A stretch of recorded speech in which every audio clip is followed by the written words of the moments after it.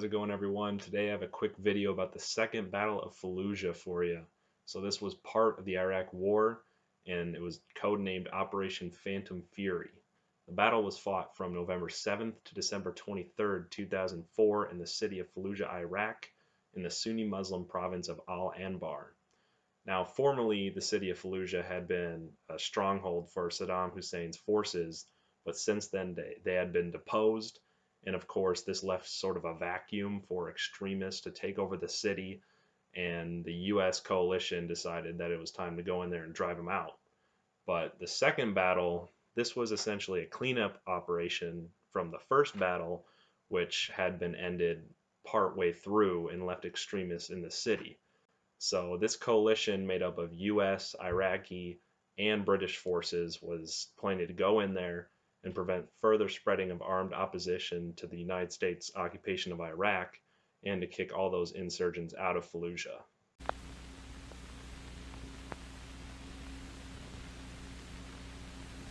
Now, there were going to be a lot of different challenges that the coalition forces had to face within this battle. One of them, unfortunately, being civilians, which leaflets were dropped for civilians to evacuate the city prior to the battle. However, it is estimated a lot of civilians were killed over the course of this battle. Other things to consider were the dangerous booby traps that the insurgents had placed all over the city. Essentially, the insurgents knew that this attack was going to come, so they had time to better dig themselves in, create different firing positions, sniper, machine gun positions, indirect fire. They had propane tanks in houses that would explode upon entry by coalition forces. They had chains of IEDs all over the city, essentially making it really difficult for coalition forces to launch a full-scale attack. And we'll get into it later, but of course, house clearing would get very challenging for friendly forces. Now, coalition forces had roughly 13,400 troops set aside for this operation, and it was estimated that anywhere from 2,000 to 4,000 insurgents were within the city. 1,000 of these, give or take, were estimated to be hardcore fighters, and around 2,000 only part-time fighters, but that doesn't make them any less dangerous necessarily. So before the start of the actual battle, the first phase of the operation was conducting shaping operations against the insurgents. Now, during this phase, the coalition forces were gathering and staging ammunition, fuel, other supplies, and assembling the combat forces they needed for the actual assault. So during the shaping period, they were conducting covert bombing operations, different covert operations to essentially erode the enemy's defenses and their command and control functions.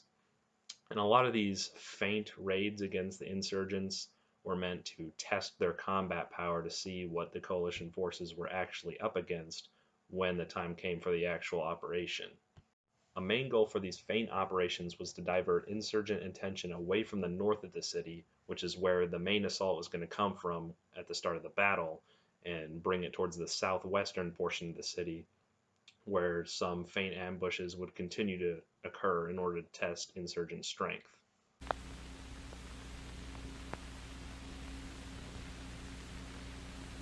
Two days prior to the main start of the battle on November 5th, 2nd Brigade Combat Team took positions outside of the city in order to help seal off any escape avenues to make sure that no important leaders of the insurgent or extremist groups were going to escape. And on November 7th, the start of the battle, US and Iraqi forces began seizing bridges leading into the city in order to further isolate it. Precision airstrikes were executed against defensive positions, and coalition forces feinted attacks from the west and the south of the city, intended as a distraction to the insurgents preceding the main offensive. So by November 8th, the main assaulting element had staged themselves north of the city to prepare for the actual assault. And the 6 battalions of Marines, soldiers, and Iraqi forces began their main offensive from the north edge of the city at 1900 on November 8th, following an intense artillery barrage. Coalition forces managed to capture the main train station north of the city by 2034, using it as a staging point for follow-on forces. By November 9th, the forces were able to reach the center of the city and take control of Highway 10, a very important highway which bisected the entirety of the city. It also opened a direct supply line to Baghdad, and by November 10th, coalition forces controlled approximately 70% of the city. However, with most of the city technically taken, it was at this point the Marines had to begin focusing more on clearing houses to force the insurgents out. Now, of course, this process was extremely dangerous, and with many houses being rigged with booby traps and containing weapons inside of hidden tunnels. With initial objectives secured by November 13th, on November 16th, various military officials claimed that Fallujah was actually secure. However, from November 13th to about December 23rd, sporadic fighting would continue, with multiple intense firefights occurring with pockets of resistance. Now, combat patrols, house clearing, all this would continue until about December 24th, when civilians were reintroduced into the city. Though combat troops began to leave the city in January 2005, it wouldn't be until 2007 that the control of the city was handed over to the Iraqis to the interim government, because trust in this government was a little shaky following the first Battle of Fallujah, which Iraqi forces who had been given control of the city essentially were forced to give up their weapons to the insurgents, which contributed to the need for this second operation.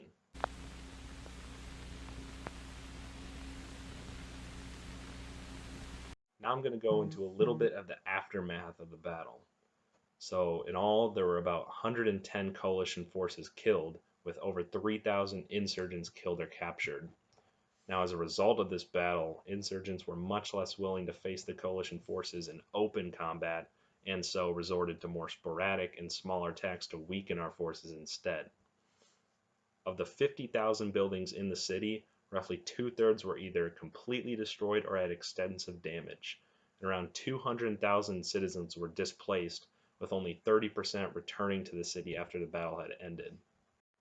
Only less than 14 months after this battle, insurgent forces were once again able to operate in the city in large numbers. In 2006 and 2007, a third push had to be organized, later being called the Third Battle of Fallujah. And in 2014, Al-Qaeda forces managed to gain complete control over the city again after the US had overturned control to Iraqi national forces. It wasn't until 2016 that the US Army was able to go back in with special forces and retake the city. So the city has seen changes in hands numerous times. The Second Battle of Fallujah was the bloodiest battle of the Iraq War, as well as being the bloodiest battle US forces had been involved with since Vietnam. For this reason, many people draw comparisons from it to significant battles of the Vietnam War, such as the Battle of Hue City. Even though the Battle of Hue City was a success for US forces, it showed that the enemy was willing and able to continue fighting much longer than anticipated, much like the insurgents within Fallujah. Also, this was one of the first major operations against insurgents, as everything prior had been aimed at the Saddam Hussein-led Iraqi government. Of course, with him being deposed and transported to the United States to stand trial, his standing military and many loyalists formed an insurgency in order to remove American forces from their country. This is why this battle is considered to have played out differently than many of the subsequent battles in the region. The final fact about this battle, US forces actually admitted to the use of white phosphorus against enemy combatants. The International Organization on Chemical Weapons bans the use of white phosphorus unless it is used as a light source or to produce smoke on the battlefield. This was extremely controversial to American allies such as the British, who prohibit their forces from even being involved with battles that have the substance being used in them, regardless of the target. US forces are also accused of using the weapon against civilians, but this has never been proven. Of course, the Second Battle of Fallujah is a critical part in the history of modern warfare. It would take us 20 videos to get through every single detail of this battle. It's part of a much more complex war, and it's really interesting to learn about.